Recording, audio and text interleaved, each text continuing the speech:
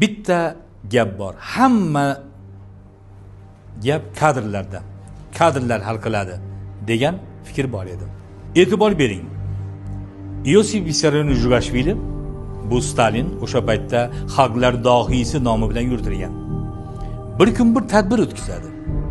Tadbirda ilm, ma'rifat, ta'lim hammasi yig'ilgan, olimlar, butun allomalar hammasi bor.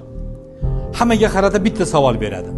Aytinglar-chi, Rim imperiyasi nima uchun quladi, nima uchun tanazzulga yuz tutdi?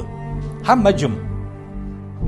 Chunki u paytda bitta odam daho, u bebaho, u tanho bo'lgan.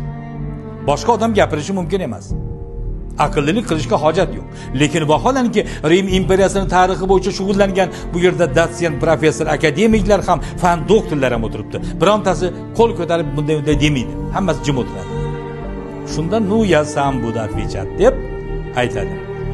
Birinchi darajali ishlar uchinchi darajali kishilarga berilgani uchun, uchinchi darajali ishlar birinchi darajali kishilarga berilgani uchun Rim imperiyasi quladi dedi.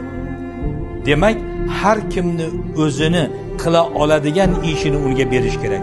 Aks holda 3-4 yildan keyin amal qamalga aylanib ketishi mumkin. Ko'pincha nepotizm degan tushuncha bor. Nepotizm. Bu qarindosh urug'chilik degani. U vazifaga kimni qo'yamiz desa, birovni aytsa, u meni ammamning o'g'limi? Yo'q, unday shart emas. Bu vazifaga uni qo'yamiz. U meni xolamning qizimi? Ha, yo'q, unda kerak emas. Mana shu narsa butun mamlakatni taraqqiyotini bo'g'adi.